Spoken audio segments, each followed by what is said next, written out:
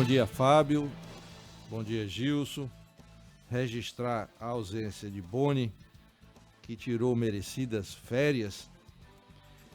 E eu queria iniciar o programa de hoje colocando a gravação da entrega do cenzão na sua mão da semana passada, porque não tivemos condições na semana passada de colocar Gilson entregando o prêmio. Então, eu acho que é justo que eu coloque esta logo no início do programa. Vamos lá, Fábio? Coloca aí a gravação de Gilson entregando o prêmio, porque a gente deve essa satisfação ao nosso público. Muito bom dia Zé Elias, bom dia Boni, bom dia amigos ouvintes do programa Na Boca do Povo especial de sábado. Estou aqui no 12 de dezembro na casa da Ana Tainá, ela que faturou, né, o cenzão da semana. Ana, muito bom dia, seja bem-vinda aqui ao programa Na Boca do Povo especial de sábado. É ouvinte assídua do programa? Uhum. Participa sempre? Sempre, todo sábado. É? E conta pra gente aí, você acertou o nome da música? Acertei. Qual é o nome da música? Mais uma na multidão. Quem canta? Ai, agora eu esqueci. Peguei você, um grande artista, grande cantor e compositor que faleceu esta semana, né, o Erasmo Carlos. E em relação à pergunta do dia, né, aquela burca, né, aquelas vestimentas que as mulheres muçulmanas usam, você estava ligada na pergunta do dia, que você respondeu sim ou não? É por causa das origens delas, que elas já têm o costume de usar assim, aí elas vão lá e usam. Beleza, você tem quantos anos? 15. 15 anos, ó, 15 anos e vai fazer o que com o cenzão? Vou comprar coisas, eu vou ver. Vai comprar coisas, valeu. Tá aqui então a Ana Tainá, ela que faturou os R$100 aqui da super promoção do cenzão na sua mão. Estou aqui no bairro 12 de dezembro. Próximo sábado tem mais, hein? Fique ligado, mais uma super blitz aqui do programa Na Boca do Povo especial de sábado. Valeu, Zé. Valeu, Boni. Tá aí, meu amigo, minha amiga, a entrega do prêmio da semana passada, tá certo? Mas o editorial de hoje, eu quero falar sobre imposto, não é? Que é um tributo obrigatório cobrado pelo governo e cobra de todos nós. E nós pagamos impostos justamente para custear as despesas dos governos municipal, estadual e federal. Então, assim, para dar um exemplo de imposto federal, eu cito o INSS, eu cito o FGTS, o imposto de renda pessoa física, imposto de renda pessoa jurídica. Como exemplo, o imposto estadual, nós temos o ICMS, o IPVA, que todo mundo tem uma moto, tem um carro, sabe o que é. Imposto municipal, nós temos o IPTU, todo mundo sabe que todo ano chega em casa o carnê. Antigamente chamava décima, muita gente chamava décima, que é o imposto que a gente paga do terreno da casa da gente. Aí tem o ISS, Imposto sobre Serviços, o ITBI, que é o Imposto de Transmissão de Bens Imóveis. E muita gente fala assim, o que é bens móveis, bens imóveis? Bens móveis são aquele bem que você muda de lugar. Então você tem um carro, esse é um bem móvel.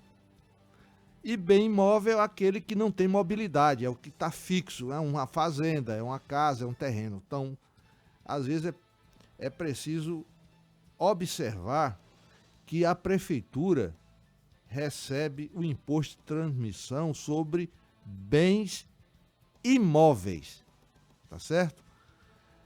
Então, o grande problema, meu amigo, minha amiga, do imposto, das taxas, dos tributos, seja lá que nome você queira dar, é que quanto mais aumenta, mais retira dinheiro de todos nós. Então a gente precisa ficar atento quando ouvimos que governos, seja municipal, seja estadual, seja federal, quer aumentar a alíquota de imposto. E eu vou dar um exemplo aqui, bem simples e fácil de entender. Observe, por exemplo, que o cidadão que ganha salário mínimo, 1.212 e fração, ele contribui com 7,5% do seu salário para o INSS. Eu peço permissão a você para arredondar, para poder ficar mais fácil o que eu vou falar. Então, digamos que o salário seja R$1.000, tá? R$1.000. Se você é obrigado a contribuir com 7,5%, você vai contribuir com R$75. Então, você ganha 1.000, sua contribuição é 7,5%, você contribui com R$75. Sobra no seu bolso, sobra para você gastar R$925, correto? Vamos seguir em frente. Digamos que por isso ou por aquilo, resolva aumentar a alíquota para 10%. Então eu estou dando um exemplo do que significa aumento de imposto para você. Então você ganha R$1.000 e você vai contribuir agora não com 7,5%, você vai contribuir com 10%. Então você vai contribuir com R$100. Você saiu de uma contribuição de 75 e passou a contribuir com R$100. Agora veja o detalhe. Quando você ganha 1.000 e passa a contribuir com R$100, sobra no seu bolso R$900. Observe que antes sobrava 920, aumentou a alíquota, sobrou no seu bolso agora R$900. Então, é isso que é aumento de imposto. É isso que é aumento de carga tributária. Retira dinheiro do cidadão e transfere para o governo, seja ele estadual, federal ou municipal. Então, eu, por princípio, e eu digo sempre aqui, por princípio, eu sou contra aumento de imposto. Por quê? Porque eu consigo enxergar com clareza que aumento de imposto nada mais é do que retirar dinheiro da população para entregar para um prefeito, para um governador, para um presidente. Então, por uma questão de princípio, eu sou contra aumento de imposto. Porque precisa ficar muito claro para todos nós que somos nós, seja o empreendedor, seja o trabalhador, seja quem for, somos todos nós que bancamos uma prefeitura, que bancamos um governo do estado, que bancamos o governo federal. Somos nós, através dos tributos, dos impostos, das taxas que nós pagamos. E hoje é mais fácil o povo ter esse entendimento, porque você recebe aí todo ano na sua casa o seu carnê de IPTU para pagar. É um imposto municipal. Todos nós que temos uma moto, que temos um carro, todo ano nós temos que pagar o IPVA. Tá certo, Fábio? Tá certo, Gilson? Esse imposto é estadual. E todo mundo que recebe salário também tem suas contribuições a dar. Então, o aumento do imposto nada mais é do que retirar dinheiro da população para entregar aos governantes. Então, eu prefiro, por uma questão de princípio, me declarar contra qualquer aumento de imposto.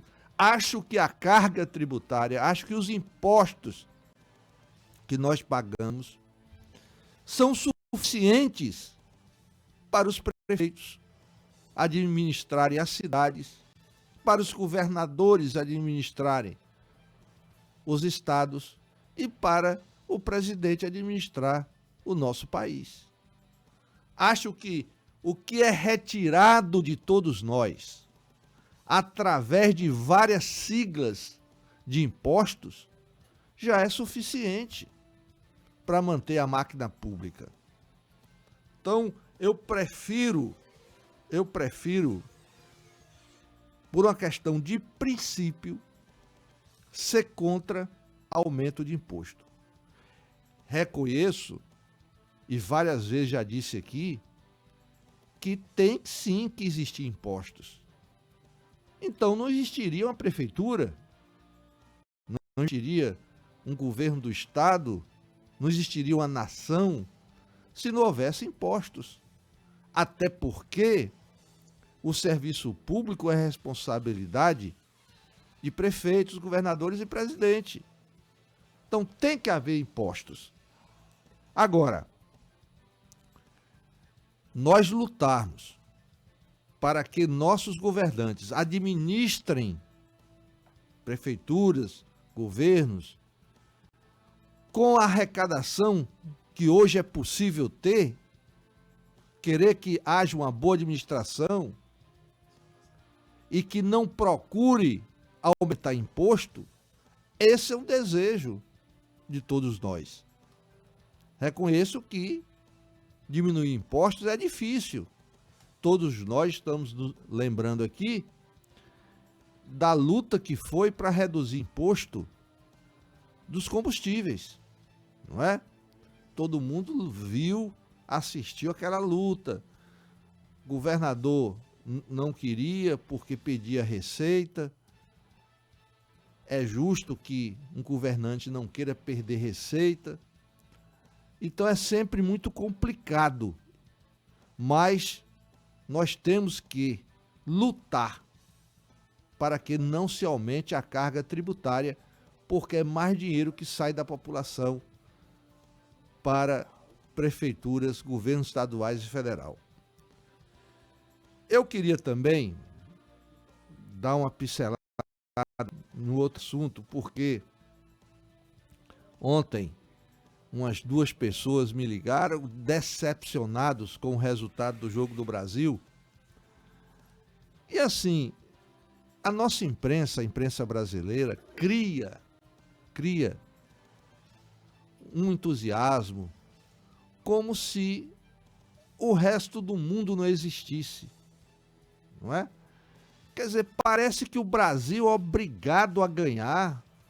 É obrigado a ganhar, quer dizer, do outro lado não tem um adversário, não tem um competidor, não tem nada, não é? O Brasil é obrigado a ganhar, o Brasil é o melhor do mundo. Então, a imprensa alimenta em nós, brasileiros, esse sentimento.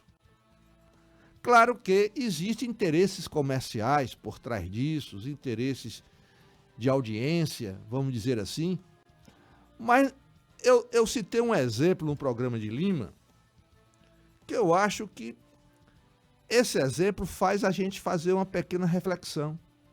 Por exemplo, o melhor jogador do Brasil, mais famoso, é Neymar. Neymar disputa o campeonato francês, não é? O meio de campo da seleção de Camarões, Ekambi, disputa pelo Lyon o mesmo campeonato francês que Neymar disputa. Então, pelo menos, como lá o campeonato é pontos corridos, pelo menos 2 vezes por ano, o Lyon enfrenta o time de Neymar. Então, Ekambi disputa contra o Neymar pelo menos 2 partidas por ano. Quando você vai olhar a seleção brasileira, o Alexandre e o Danilo disputam o campeonato italiano. Aí você vai pegar na seleção de Camarões, Ebocê e Anguissá, Mbossé pelo Udinese e o Anguissa pelo Napoli disputam o mesmo campeonato italiano que Danilo e Alexandre disputam. Então, pelo menos 2 vezes no ano também, esses jogadores estão disputando contra os jogadores do Brasil. Então, esses jogadores hoje, sejam de seleções africanas, asiáticas, eles têm hoje um intercâmbio, e o que eu chamo de intercâmbio é que esses jogadores disputam campeonatos que os nossos melhores jogadores disputam. Claro que se você analisar o que foi o Brasil, a história do Brasil, tem um peso, tem um significado, mas hoje é diferente. Observe que a Alemanha foi eliminada na primeira fase, Bélgica, Dinamarca, Uruguai, seleções tradicionais foram eliminadas, enquanto que a Austrália, que nunca passou de fase, passou agora. Coreia do Sul, não é? Então assim, a imprensa brasileira continua alimentando na gente um mundo que não existe, um mundo de fantasia. Eu fiquei surpreso com o Brasil perder? Fiquei. Claro que eu fiquei surpreso, não é?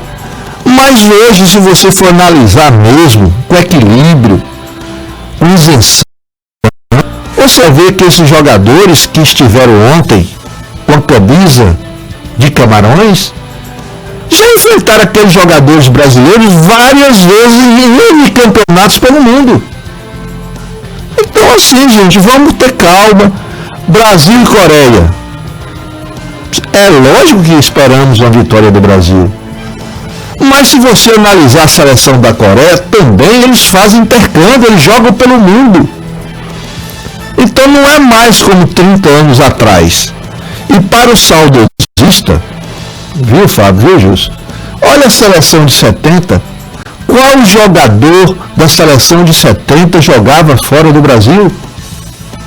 Nenhum. De Félix a Rivelino, todos jogaram no Brasil. Já a seleção de 94, campeã, com Dunga, com Romário, com Bebeto, eu acho que só tinha Zinho e Márcio Santos que jogava no Brasil naquela época. O resto tudo jogava fora do Brasil.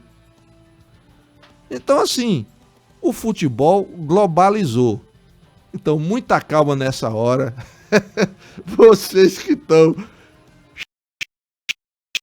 xingando o jogador do Brasil, xingando o jogador do Brasil, muita calma nessa hora, porque o futebol de hoje não é mais igual ao futebol de antigamente. Tá certo? E hoje, aproveitando o tema que eu falei sobre impostos, a pergunta é, para o nosso prêmio Cenzão na sua mão: você prefere um governo que aumenta imposto? Olha a pergunta. Você prefere um governo que aumenta imposto para resolver seus problemas de caixa? Se você preferir um governo que, para resolver um problema de falta de dinheiro, resolva aumentar imposto, você diz sim, eu prefiro um governo que aumenta imposto. Se você prefere um governo que não aumente imposto para resolver seus problemas, você diz não, tá certo? Você vai responder a nossa enquete, colocar o nome da música, seu endereço direitinho, às 8h30, Gilson vai pessoalmente entregar o seu prêmio, tá certo? Vamos colocar uma música do Cenzão na sua mão e novamente, nesta semana nós estamos fazendo uma singela homenagem a um grande cantor que faleceu a semana passada. Homenageamos Erasmo Carlos a semana passada, estamos homenageando um outro cantor famoso que faleceu a semana passada. Vamos lá, Fábio. Foi o que houve, Fábio.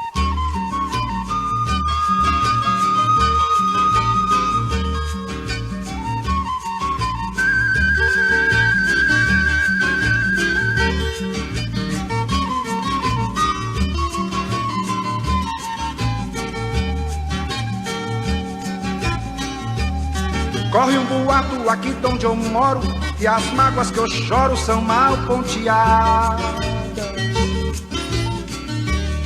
que no capim mascado do meu boi a baba sempre foi santa e purificada.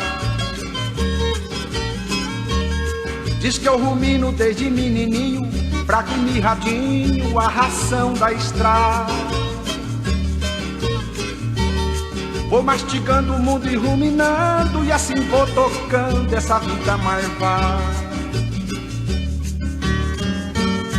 É que a viola fala alto no meu peito humano, e toda moda é um remédio pros meus desenganos. É que a viola fala alto no meu peito humano. Tá aí a música do Seisão na sua mão. Durante muitos anos mesmo, esse cantor fez um programa na TV Globo, né, Gilson? Foi um dos primeiros programas, eu acho, da televisão brasileira que homenageava o homem do campo, não é? Eu acho que foi um dos primeiros, se não me falha a memória. E foi com grande sentimento que eu tive essa notícia do falecimento. Vou falar o nome, Rolando Boldrin, né? Foi com grande sentimento que recebi essa notícia. Eu estou recebendo aqui, meu amigo, minha amiga, o secretário de Educação, que vai falar sobre alguns assuntos e algumas pimentas, que é o Fábio Viana. Ao dar bom dia ao secretário, eu quero registrar aqui que há 2 semanas atrás, na frente da prefeitura, ficou uma fileira de carros expostos, se não me falha bem a memória, 11, né, secretário? Exato. 11 carros, que foram adquiridos pela Secretaria. E é bom lembrar o seguinte: o dinheiro da educação é um dinheiro carimbado, é um dinheiro que é obrigado a gastar com a educação. E aqui eu quero chamar a atenção que nesses anos de Covid, com a paralisação das aulas, apesar de ter que se pagar o salário dos professores, mesmo seus professores estarem dando aula, existiu uma redução do custeio, não é? Porque uma escola, por exemplo, que gastava X de energia, quando ela não funcionou, ela passou a gastar Y de energia. Gastava X de água, passou a gastar Y de água. E isso fez com que todas as secretarias de educação do Brasil inteiro tivessem, eu acredito, com a sobra de recursos. E aí proporcionou, com essa sobra de recursos, alguns investimentos, e acredito que a compra desses carros seja em função dessa sobra de recursos. Então, secretário, eu queria que você expusesse para o povo tapetinga e se esse singelo entrevistador matou a cobra e mostrou o pau. Bom dia, Zé, bom dia, Gilson, bom dia, Fábio, bom dia às meninas da Missão com Deus que estão aqui com a gente também no estúdio. Bom dia, povo de Tapetinga, povoado de Palmares, Distrito de Bandeira do Colônia, Zona Rural, todos que nos ouvem aí pelo programa Na Boca do Povo, especial de sábado, que é vida de audiência.